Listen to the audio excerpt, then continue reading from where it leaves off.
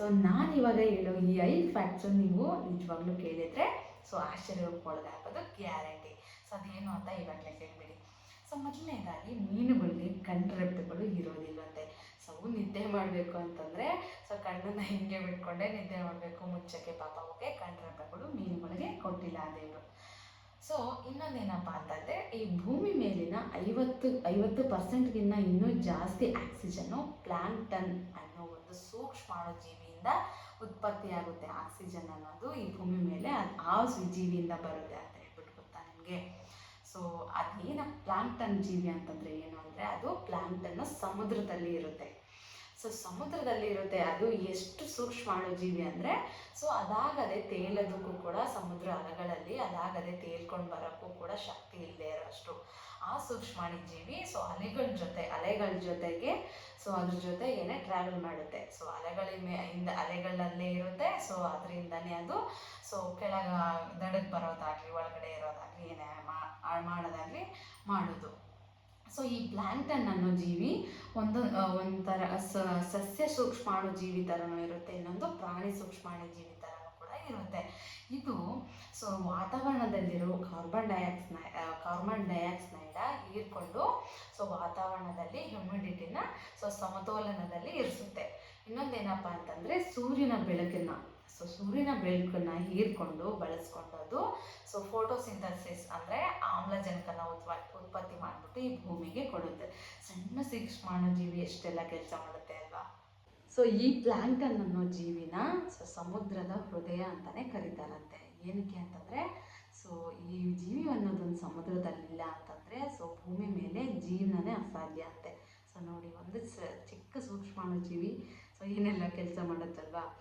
So ಚಂದ್ರನ ಮೇಲೆ ಮೊದಲನೇದಾಗಿ ನೀಲ್ ಆರ್ಮ್ಸ್ಟ್ರಾಂಗು ಸೊ ತನ್ನ ಹೆಜ್ಜೆನ ಇಟ್ಟಿದ್ದಾನೆ ಅಂತ ಹೇಳ್ಬಿಟ್ಟು ಎಲ್ರಿಗೂ ಗೊತ್ತೇ ಇದೆ. ಸೊ ಆ ನೀಲ್ ಆರ್ಮ್ಸ್ಟ್ರಾಂಗ್ನ ಪ್ರಿಂಟು ಇನ್ನೂ ಕೂಡ ಚಂದ್ರನ ಮೇಲೆ ಹಾಗೆ ಇದೆಯಂತೆ. ಸೊ ಅದೇನಕ್ಕಾಗಿರ್ಬೋದು ಹೇಳಿ ನೋಡೋಣ. ಸೊ ಯಾಕೆ ಅಂತಂದರೆ ಚಂದ್ರನ ಮೇಲೆ ಗಾಳಿ ಇರಲ್ಲ, ಮಳೆ ಇರಲ್ಲ, ಭೂಕಂಪ ಇದೇನು ಕೂಡ ಇರಲ್ಲಂತೆ. ಸೊ ಅದಕ್ಕೋಸ್ಕರ ಅದು ಇವತ್ತಿನವರೆಗೂ ಹಂಗೆ ಫೋಟ್ ಪ್ರಿಂಟು ಇದೆ. ಸೊ ಇನ್ನು ಕೋಟ್ಯಾಂತರ ವರ್ಷಗಳವರೆಗೂ ಅದೇ ರೀತಿ ಇರುತ್ತೆ ಅಂತ ಹೇಳ್ಬಿಟ್ಟು ಸೊ ಸೈಂಟಿಸ್ಟ್ಗಳು ಹೇಳಿದ್ದಾರೆ. ಸೊ ಇನ್ನೊಂದೇನಪ್ಪ ಅಂತಂದರೆ ಸೊ ಪ್ರಕೃತಿಯ ಅಮೃತ ಅಂತಲೇ ಕರೀತಾರೆ ಇದನ್ನು. ಸೊ ಏನಕ್ಕೆ ಅಂತಂದರೆ ಇದು ಯಾವತ್ತಿಗೂ ಹಾಳಾಗೋದಿಲ್ಲ ಅಂತೆ. ಸೊ ಯಾವುದು ಅಂತ ನೋಡಿ, ಗೆಸ್ ಮಾಡಿಲ್ಲ.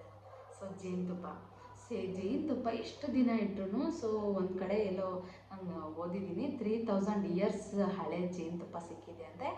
ಅದು ಕೂಡ ಇಲ್ಲಿವರೆಗೂ ಒಂಚೂರು ಕೂಡ ಹಾಳಾಗಿಲ್ವಂತೆ. ಅಂದರೆ ಇದು ಯಾವತ್ತಿಗೂ ಹಾಳಾಗಲ್ವಂತೆ. ಏನಕ್ಕೆ ರೀಸನ್ಸ್ ಅಂತ ಕೇಳೋದಾದರೆ ಸೊ ಏನಕ್ಕೆ ಜೇನುತುಪ್ಪ ಹಾಳಾಗಲ್ಲ ಅಂತದೇನಿದೆ ಅದರಲ್ಲಿ ಅಂತ ಹೇಳೋದಾದರೆ, ಈಗ ಏನಾದರೂ ಒಂದು ಬ್ಯಾಕ್ಟೀರಿಯಾ ಗ್ರೋತ್ ಆಗಬೇಕು ಅಂತಂದರೆ ಅದಕ್ಕೆ ಮಿನಿಮಮ್ 20% ಆಫ್ ವಾಟರು ಇರಲೇಬೇಕು. ಸೊ 20% ಆಫ್ ವಾಟರ್ ಅಂದರೆ ಟೋಟಲ್ ಆಗಿರೋ ವಾಟರ್ ಅಲ್ಲ, ಬರೀ ಪ್ಯೂರ್ ವಾಟರ್ನೇ 20% ಇರಬೇಕು. ಆದರೆ ಜೇನುತುಪ್ಪದಲ್ಲಿ 17 to 18% ವಾಟರ್ ಕಂಟೆಂಟ್ ಮಾತ್ರ ಇರುತ್ತಂತೆ. ಎಷ್ಟು ಪರ್ಸೆಂಟೇಜು ಸೊ ಯಾವುದೇ ಒಂದು ಸೂಕ್ಷ್ಮಾಣು ಜೀವಿ ಬ್ಯಾಕ್ಟೀರಿಯಾ ಸೊ ಅದರಲ್ಲಿ ಗ್ರೋತ್ ಆಗೋದಕ್ಕೆ ಸಹಕರಿಸೋದಿಲ್ಲಂತೆ, ಅಷ್ಟು ವಾಟರ್ ಕಂಟೆಂಟು. ಇನ್ನೊಂದೇನಪ್ಪ ಅಂತಂದರೆ ಅದು ಸ್ವಾಭಾವಿಕವಾಗಿ ಆ್ಯಂಟಿ ಬ್ಯಾಕ್ಟೀರಿಯಲ್ ಗುಣವನ್ನು ಹೊಂದಿದೆ. ಸೊ ಅದು ಬ್ಯಾಕ್ಟೀರಿಯಾ ಅದರೊಳಗಡೆ ಗ್ರೋತ್ ಆಗದೆ ಇರೋ ಹಾಗೆ ತಡೆಯುತ್ತೆ. ಸೊ ಇನ್ನೊಂದೇನಪ್ಪ ಅಂದರೆ ಒಂದು ಆಸಿಡಿಕ್ ಇದು ವಾತಾವರಣ ಅನ್ನೋದು ಇರುತ್ತಂತೆ ಜೇನುತುಪ್ಪದಲ್ಲಿ. ಸೊ ಈ ಆಸಿಡಿಕ್ ಗುಣ ಅನ್ನೋದು ಸೊ ಯಾವುದೇ ಒಂದು ಬ್ಯಾಕ್ಟೀರಿಯಾ ಅದರಲ್ಲಿ ಗ್ರೋತ್ ಆಗಲಿಕ್ಕೆ ಸೊ ಆ ವಾತಾವರಣ ಸೂಕ್ತವಾದ ವಾತಾವರಣ ಅಲ್ಲ ಅಂತೆ, ಆಸಿಡಿಕ್ ವಾತಾವರಣ. ಸೊ ಹಾಗಾಗಿ ಸೊ ಜೇನುತುಪ್ಪದಲ್ಲಿ ಯಾವುದೇ ಬ್ಯಾಕ್ಟೀರಿಯಾ ಬೆಳೆಯೋದಿಲ್ಲ. ಸೊ ಜೇನುತುಪ್ಪ ತುಂಬ ಸ್ವೀಟಾಗಿರುತ್ತಲ್ವ, ಅಷ್ಟು ಸ್ವೀಟ್ನೆಸ್ಸು ಸೊ ಅಷ್ಟು ಸಿಹಿಯಾಗಿರೋ ವಸ್ತು ಸೊ ಯಾವುದೇ ಒಂದು ಸೂಕ್ಷ್ಮಾಣು ಜೀವಿ ಸೊ ಆ ಸ್ವೀಟ್ನೆಸ್ನ ಇದು ಮಾಡ್ಕೊಳ್ಳೋಷ್ಟು ಸ್ಟ್ರಾಂಗ್ ಆಗಿರಲ್ಲ. ಅದಕ್ಕೋಸ್ಕರ ಯಾವುದೇ ಒಂದು ಸೂಕ್ಷ್ಮಾಣು ಜೀವಿ ಅದರಲ್ಲಿ ಬೆಳೆಯೋದಿರೋ ಹಾಗೆ ಈ ಸ್ವೀಟ್ನೆಸ್ ಅನ್ನೋದು ತಡೆಯುತ್ತೆ ಬ್ಯಾಕ್ಟೀರಿಯಾ ಗ್ರೋತ್ ಆಗದಂಗೆ. ಇನ್ನೊಂದು ಸೊ ಅಷ್ಟು ಸ್ವೀಟ್ನೆಸ್ಸಲ್ಲಿ ಯಾವುದೇ ಬ್ಯಾಕ್ಟೀರಿಯಾ ಕೂಡ ಸೊ ತಡ್ಕೊಳ್ಳೋದಿಲ್ಲ ಅಂತ, ಹಂಗಾಗಿ ಬ್ಯಾಕ್ಟೀರಿಯಾ ಗ್ರೋತ್ ಆಗಲ್ಲ. ಇನ್ನೊಂದೇನಪ್ಪ ಅಂತಂದರೆ ಸೊ ಜೇನುತುಪ್ಪದಲ್ಲಿರೋ ಲಾಲಾರಸ ಸೊ ಅಂದರೆ ಸಲೈವಾದಲ್ಲಿ ಎಂಜೈಮ್ಗಳನ್ನು ಸೊ ಆ ಸಲೈವಾದಲ್ಲಿ ಎಂಜೈಮ್ಗಳಿಗೆ ಉತ್ಪತ್ತಿ ಆಗುತ್ತಂತೆ. ಅದರಿಂದ ಸೊ ಇದು ಜೇನುತುಪ್ಪ ಅನ್ನೋದು ಯಾವತ್ತಿಗೂ ಹಾಳಾಗದೇ ಇರುತ್ತಂತೆ. ಸೊ ಜೇನುತುಪ್ಪದ ಏನಕ್ಕೆ ಹಾಳಾಗಲ್ಲ ಅಂತ ಹೇಳ್ಬಿಟ್ಟು ಇವಾಗ ಗೊತ್ತಾಯ್ತಲ್ವಾ? ಸೊ ಥ್ಯಾಂಕ್ ಯು ಎಲ್ಲರಿಗೂ. ಈ ವಿಡಿಯೋ ನಿಮ್ಗೆ ಇಷ್ಟ ಆಗಿದ್ರೆ ದಯವಿಟ್ಟು ಒಂದು ಲೈಕ್ ಮಾಡಿ, ಸಬ್ಸ್ಕ್ರೈಬ್ ಮಾಡಿ, ಶೇರ್ ಮಾಡಿ. ಸೊ ಮರಿಯಲ್ಲ ತಾನೇ? ಸೊ ಥ್ಯಾಂಕ್ ಯು ಎಲ್ಲರಿಗೂ. ಸೊ ಇನ್ನೊಂದು ಫ್ಯಾಕ್ಟ್ ಏನಪ್ಪ ಅಂತಂದರೆ ಸೊ ಈ ಭೂಮಿ ಸೊ ಪ್ರತಿ 100 ವರ್ಷಗಳಿಗೊಮ್ಮೆ ಸೊ 1.8 ಮಿಲಿ ಸೆಕೆಂಡ್ಸ್ ಅಷ್ಟು ಸೊ ದೂರ ಸರಿತಾ ಇದೆ.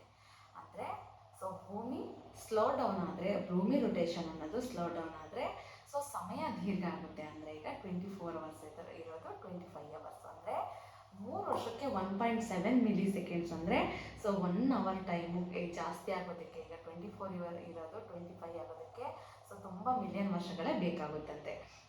ಹಾಗಾದರೆ ಸೊ ಭೂಮಿ ರೊಟೇಷನ್ ಅನ್ನೋದು ಸ್ಲೋ ಡೌನ್ ಯಾಕೆ ಆಗ್ತಾ ಇದೆ ಅಂತ ಈಗ ನೋಡೋಣ. ಸೊ ಮೊದಲನೇದಾಗಿ ಸೊ ಚಂದ್ರ ಭೂಮಿ ಸುತ್ತ ತಿರುಗ್ತಾನೆ, ಅದೆಲ್ರಿಗೂ ಗೊತ್ತೇ ಇದೆ. ಸೊ ಆ ರೀತಿ ಮಾಡೋದ್ರಿಂದ ಸೊ ಚಂದ್ರನ ಮೇಲ್ಮೈ ಗ್ರಾವಿಟೇಷನಲ್ ಫೋರ್ಸ್ ಅನ್ನೋದು ಚಂದ್ರ ಭೂಮಿ ಸುತ್ತ ತಿರುಗುವಾಗ ಸೊ ಚಂದ್ರನ ಸೊ ಗ್ರಾವಿಟೇಷನಲ್ ಫೋರ್ಸ್ ಅನ್ನೋದು ಅರ್ಥ ಮೇಲೆ ಬೀಳುತ್ತೆ. ಆವಾಗ ಏನಾಗುತ್ತೆ, ಸಮುದ್ರದ ಅಲೆಗಳು ಸೊ ಮೂವಿಂಗ್ ಆಗೋದು ಸೊ ಚಂದ್ರನ ಗ್ರಾವಿಟೇಷನಲ್ ಫೋರ್ಸಿಂದಾನೆ ಅಂತ ಹೇಳ್ಬಿಟ್ಟು ಎಲ್ಲರಿಗೂ ಗೊತ್ತೇ ಇದೆ. ಸೊ ಆ ರೀತಿ ಅಲೆಗಳು, ಸಮುದ್ರದ ಮೇಲಿನ ಅಲೆಗಳು ಅರ್ಥ ಸರ್ಫೇಸ್ನ ಸೊ ಆ ರೀತಿ ಆದಾಗ, ಅಲೆಗಳು ಮೂವ್ಮೆಂಟ್ ಆದಾಗ ಭೂಮಿ ಮೇಲೆ ಸೊ ಅಲ್ಲಿ ಘರ್ಷಣೆ ಅನ್ನೋದು ಉಂಟಾಗುತ್ತೆ ಭೂಮಿ ಮೇಲ್ಮೈ ಮೇಲೆ. ಸೊ ಆ ಘರ್ಷಣೆ ಅನ್ನೋದು ಸೊ ಅದು ವಾಪಸ್ಸು ಚಂದ್ರನಿಗೆ ವರ್ಗಾವಣೆ ಆಗುತ್ತೆ. ಸೊ ಆ ವರ್ಗಾವಣೆ ಆದಾಗ ಏನಾಗುತ್ತೆ, ಚಂದ್ರ ಭೂಮಿಯಿಂದ ದೂರ ಸರಿತಾ ಇದ್ದಾನೆ. ಅಂದರೆ ವರ್ಷಕ್ಕೆ 3.8 ಸೆಂಟಿಮೀಟರ್ ಅಷ್ಟು ಸೊ ಭೂಮಿಯಿಂದ ಚಂದ್ರ ದೂರ ಸರಿತಾ ಇದ್ದಾನೆ ಆ ಘರ್ಷಣೆಯಿಂದ. ಸೊ ಚಂದ್ರ ಭೂಮಿಯಿಂದ ದೂರ ಸರಿಯೋದ್ರಿಂದ ಸೊ ಭೂಮಿ ರೊಟೇಷನಲ್ ಫೋರ್ಸ್ ಅನ್ನೋದು ಸೊ ಸ್ಲೋ ಡೌನ್ ಆಗ್ತಾ ಇದೆ. ಸೊ ಅದರಿಂದ ಸೊ ಟೈಮಿಂಗ್ಸ್ ಅನ್ನೋದು ಜಾಸ್ತಿ ಆಗುತ್ತಂತೆ. ಅಂದರೆ 100 ವರ್ಷಕ್ಕೆ 1.8 ಮಿಲಿ ಸೆಕೆಂಡ್ಸ್ ಅನ್ನೋದು ಟೈಮಿಂಗ್ಸಲ್ಲಿ ಆ್ಯಡ್ ಆಗ್ತಾ ಸೊ ಜಾಸ್ತಿ ಆಗ್ತಾ ಹೋಗುತ್ತೆ. ಸೊ 1 ಅವರ್ ಆಗೋದಕ್ಕೆ ತುಂಬಾ ಮಿಲಿಯನ್ ವರ್ಷಗಳು ಬೇಕು ಅಂತ ಹೇಳಿ. ಸೊ ಈಗ ಗೊತ್ತಾಯ್ತಲ್ವಾ, ಸೊ ಭೂಮಿ ರೊಟೇಷನಲ್ ಫೋರ್ಸ್ ಅನ್ನೋದು ಸೊ ಭೂಮಿ ಯಾಕೆ ನಿಧಾನಕ್ಕೆ ತಿರುಗ್ತಾ ಇದೆ ಅಂತ ಹೇಳ್ಬಿಟ್ಟು ಈಗ